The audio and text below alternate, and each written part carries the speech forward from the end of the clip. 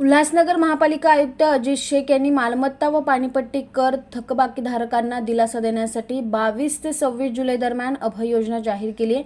अभय योजनेअंतर्गत मालमत्ता व पाणीपट्टी करावरील 100% विलंब शुल्क माफ होणार असून नागरिकांनी याचा लाभ घेण्याचे आवाहन आयुक्तांनी केलं आहे।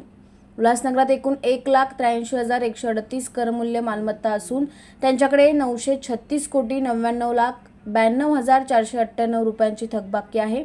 एकूण 963 कोटींची थकबाकी वसुलीसाठी महापालिकेने कंबर कसली असून गेल्या आठवड्यात थकबाकीधारक 14 मालमत्ताधारकांना नोटिसा देऊन जप्तीचा इशारा दिला होता। दरम्यान विविध राजकीय पक्षांच्या नेत्यांनी थकबाकी मालमत्ताधारकांना दिलासा देण्यासाठी मालमत्ता कर विभागासाठी अभय योजना लागू करण्याची लेखी मागणी केली। अखेर आयुक्त अजित शेख यांनी 22 ते 26 जुलै दरम्यान अभय योजना जाहीर केली। अभय योजनेमुळे मालमत्ता व पाणीपट्टीच्या एकूण करावरील 100% विलंब शुल्क माफ होणार आहे।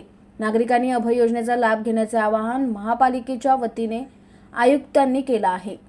उल्हासनगर महानगरपालिका क्षेत्रात एकूण मालमत्ता 1,83,138 आहेत।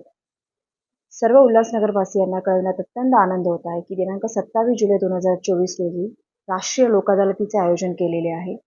सदर लोक अदालतीच्या अनुषंगाने माननीय आयुक्त तथा प्रशासक श्री अजित शेख साहेब व माननीय अतिरिक्त आयुक्त श्री जमीर लिंगरेकर साहेब यांनी दिलेल्या निर्देशानुसार दिनांक 22 जुलै 2024 ते 26 जुलै 2024 या कालावधीत अभय योजना राबविण्यात येणार आहे।